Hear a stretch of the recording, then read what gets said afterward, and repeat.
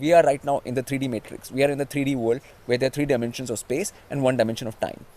And we have to actually break out of this like eggshell at the moment of death. For that, our spirit needs to leave the body at faster than light speed. And that's where the DNA comes in.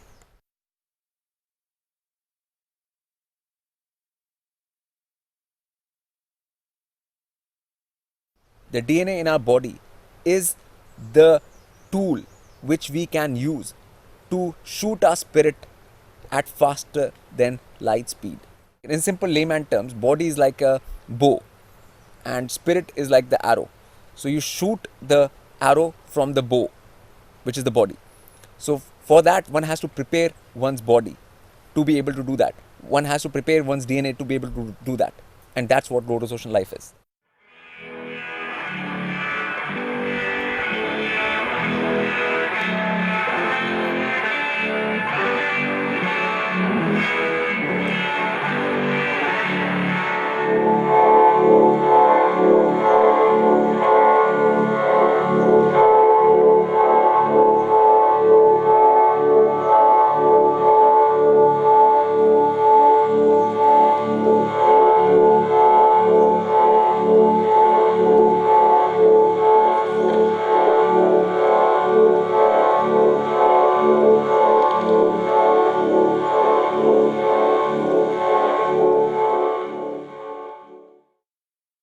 If somebody says like we don't know what is happening with my DNA, that's not true. Like one can scientifically actually measure what's happening with your DNA. So like DNA is a spiral, like a spiral like this. And if DNA turns into a like if you braid it, you know, like the way you braid their hair, you know, like they knot the hair. And the same way the DNA is like a spiral, slinky. And if you keep on knotting it, and it actually becomes more and more knotted and it actually starts turning. Even if you braid the hair too much, it starts turning. And then finally it will become a circle. If you keep on knotting it more and more and more. And it will become a ring. So it will become a ring like this.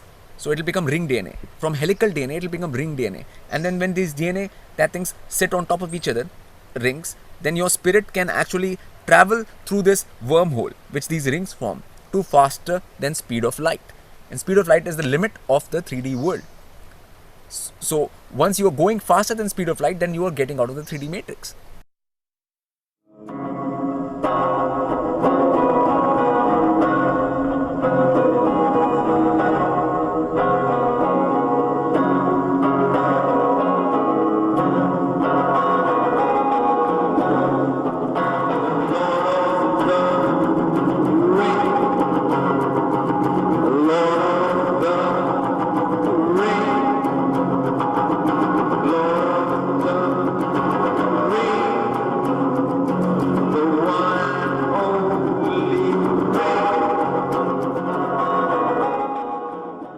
A lot of movies came out like the Holy Blood, Holy Grail and a lot of that, and people did not understand what Holy Grail was in the first, because the whole impression was given it was a cup.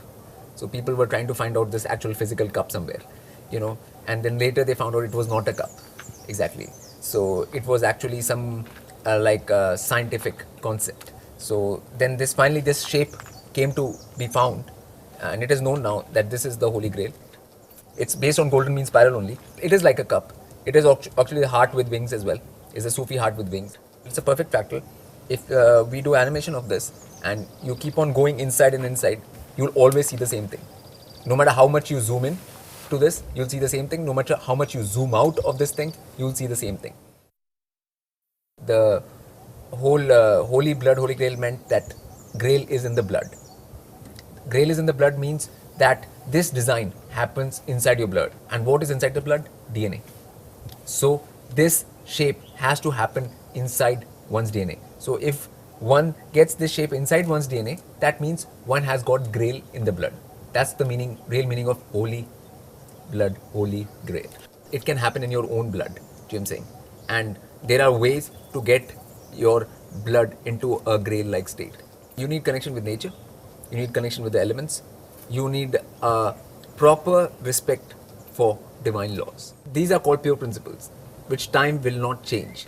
Whenever you come to know a pure principle, for example, like is something which applies to all of the multiverse, some pure principle, then your DNA automatically gets a tingle at that moment.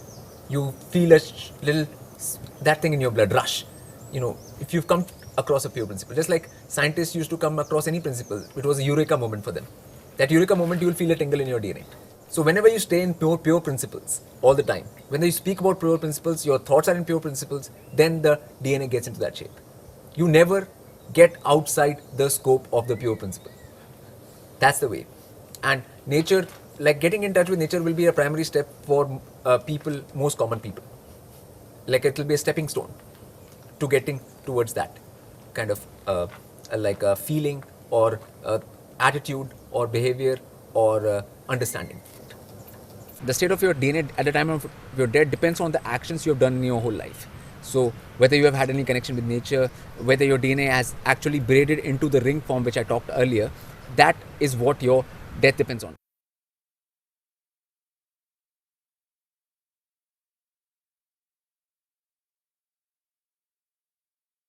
Now what is the word evil? Evil is just the opposite of live. L-I-V-E, you make it opposite E-V-I-L. Alright, so what is evil is actually going against the principles of life. Life has its own principles, and if you go against those principles, then that is called bad or evil. There is no other definition of that word. So if you're going against the pure principles which govern life, then you are being evil. So for example, the pure principle is that if somebody has got more gravity than you, if they have more soul power than you, then if you are not humble to that being, then that will harm you immediately. So that is being evil. Like Daksh was evil because he did not bow to Shiv. Now Shiv had more centering than him, Shiv had more divinity than him and everything, but he did not bow in front of Shiv. So that's where the evil began. The Daksh story in the Vedic Purana, when Daksh did not bow in front of Shiv, that was the root beginning of evil. All evil finally comes out of that, like because people or souls or spirits, they did not respect something which was higher than them. If you don't have that respect, then you cannot evolve. And if you don't evolve, then you will go down to hell. Because you will go down from wherever position you are. So it's like taking a panga with something which is much more than you. And if you take a panga with something more than you, then it's your loss. It's nobody else's loss. You're going to go down, you're going to face the consequences. And that consequence is pain and torture. There's a hellish situation happening all around the world, all over, for all kinds of people. But why is it happening? It is happening as per their choices. You get into a situation depending on what choices you make. And how do you make choices? For that you need education. You need knowledge to make the correct choice. But that's not happening. So like people call like dark evil. There's especially in this country, because this country is about fair and lovely creams and things like that. Dark is evil. Like because the thing is, space is dark, vacuum is dark, and even whatever comes out of space and vacuum only, even black hole is dark. Does not mean it's evil. That means it has power. It has the power to create. Just because something has power doesn't make it evil. It is the actual source of creation. Even light comes out of darkness only. So that doesn't make dark evil. It is actually the source. The source cannot be termed as evil. matter of frequency, another frequency, lotus ocean frequency, lotus ocean frequency.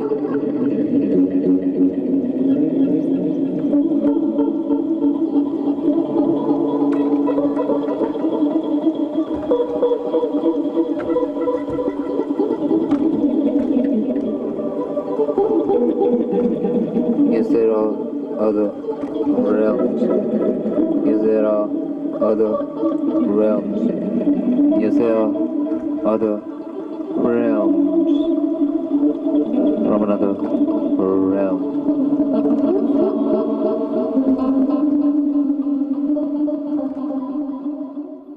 Shadow is much more important than light, because even in all the occult texts and stuff, the inside world, the world inside us, is called the shadow world. The self which is inside, which is your Kundalini and your chakras and your third eye, that's called the shadow self. Shadow self is actually the real self. The one which is outside is not real. People are afraid of the dark, but the dark is where the actual path. When you go into the third eye, like besides the fast, like the light speed implosion, other thing is all dark. It's like dark like space. Even inside the third eye, everything is dark like space. It's not brightly lit like day. So you have to understand that, like in that way, the dark is more important than light. So, and that's why even all our festivals and everything were night festivals. The Vedic festivals, Navratris, everything, Janmashtami. Most of the festivals are nighttime festivals, not daytime festivals. Now people are celebrating them in the day. That's another matter. Because even the Akash Ganga and stuff, and the whole Milky Way, you see in the night only. Like, so anything like of this spiritual import is more happens when the sun sets. If the sun never set, you'll never even see that things. So you'll have no mythology in relation to the stars. You will never see the inside of yourself. Because seeing the star, that thing, is like seeing the inside of yourself only. And that's how sciences like Jyotish and astrology are born, which relate the planets directly to our inner functionings.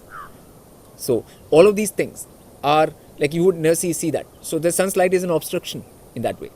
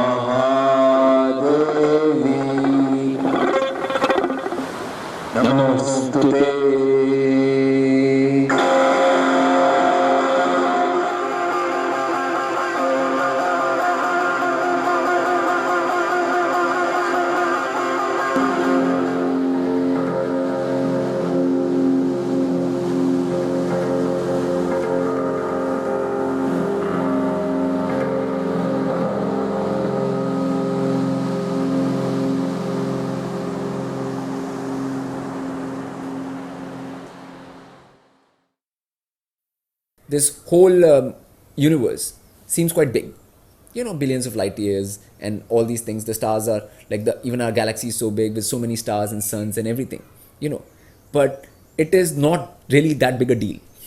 The physical universe is not a big deal. It appears a whole lot to a normal mind, that this whole thing is such a big place, but it is not. The thing is, it is still a projection from the inside. Inside is much bigger than the outside at any given point of time.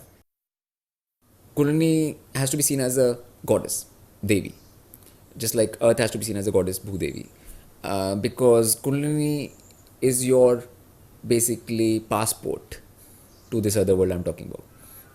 It is the main thing which can take you to this other world. So any kind of spirituality, whatever people call spirituality, has to do with Kundalini only.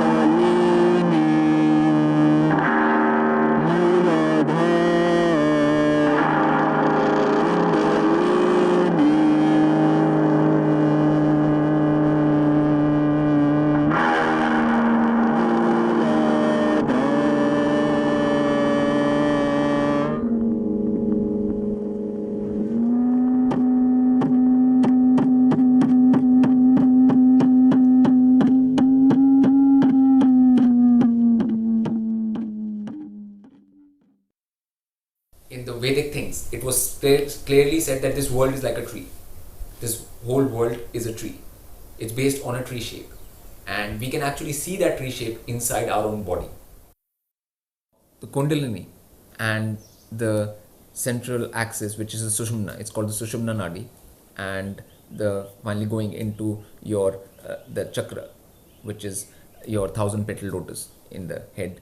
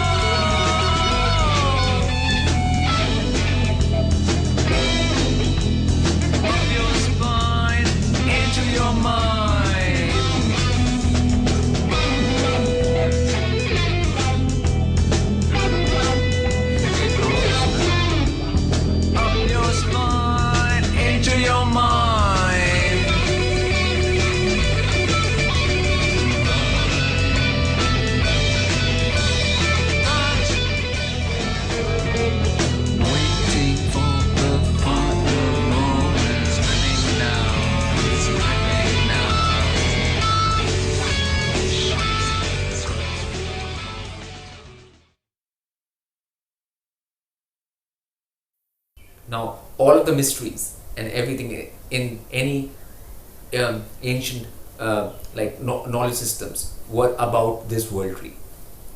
If you look at any knowledge system, it'll always talk, whether Egyptian or anywhere you go, it'll only talk about this world tree.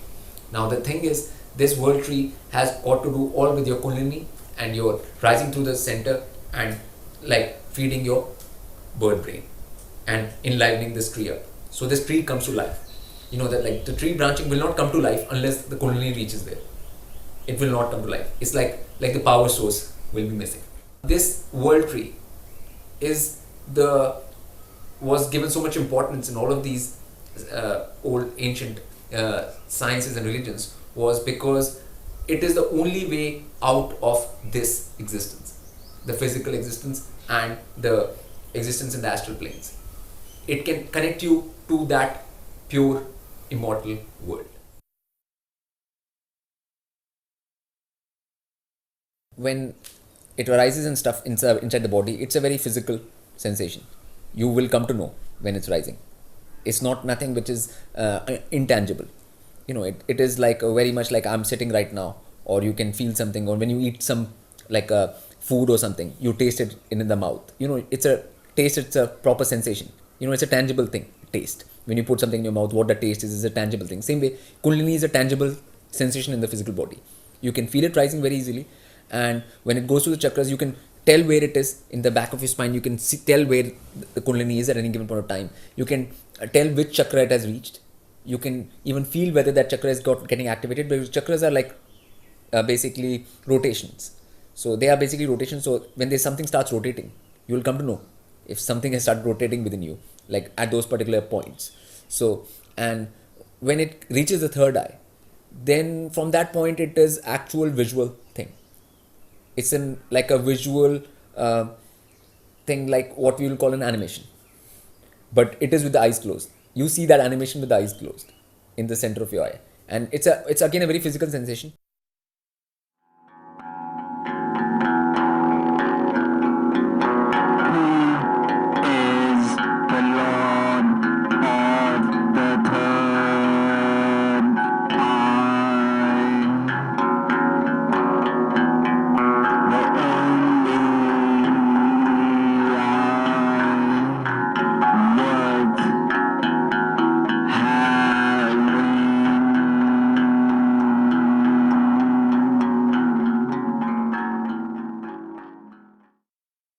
The people who come to know about Kundalini and things like that also try to raise Kundalini in so many strange ways. People are doing different kind of yogas, which they call yogas, which is yoga, and they're trying to do all these Hatha yoga and this and that, like to forcibly raise the Kundalini. Some people are like hanging themselves upside down, in order to that thing. They think through doing Shirsasana, the Kundalini will just like physically drop to their head, but it doesn't happen like that. For raising Kundalini, it's actually much more about psychology, much more. Your psychology has to be right.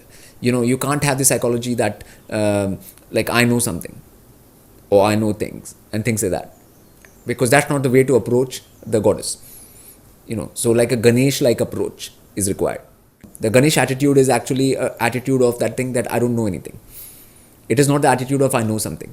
All people who are in the world right now, they always think that they know something, when they don't really know anything. Like until you know how to live, how to die, and how to get to this mortal world, do you know what I'm saying? You don't really know anything. Unless you know these things, how come you know anything? Just not knowing some things like enough to make a living out here, that's not knowing anything. But people are always under that delusion that they know something, and that's what keeps their ego in place and everything. People always think that they know something, and this whole ego of knowing is a psychological hurdle in reaching the Kundalini. If you keep on going into the third eye, you will just get out of this world. Your soul will come out of this world and it will go into that immortal world I'm talking about, because it's the doorway to that world. Third eye is the doorway to that world. It is the wormhole connection between this world and that world. It is for breaking out of the 3D matrix. It's for breaking out of the astral spirit world matrix. It breaks out of everything.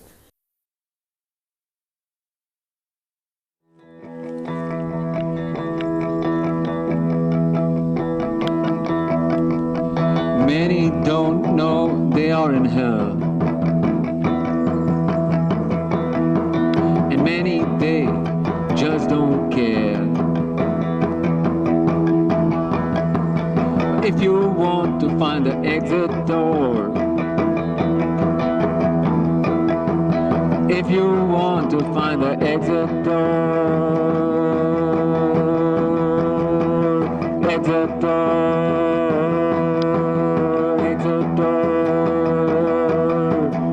If you want to find the exit door, if you want to find the exit door, if you want to find the exit door.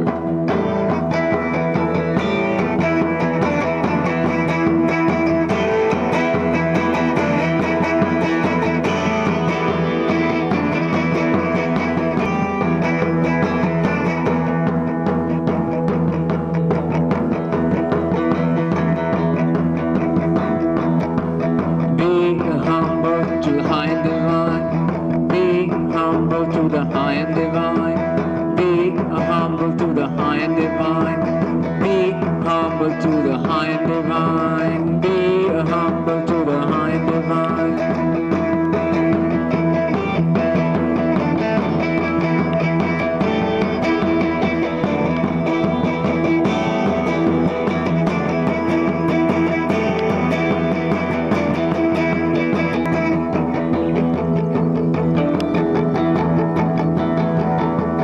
Exit door, exit door.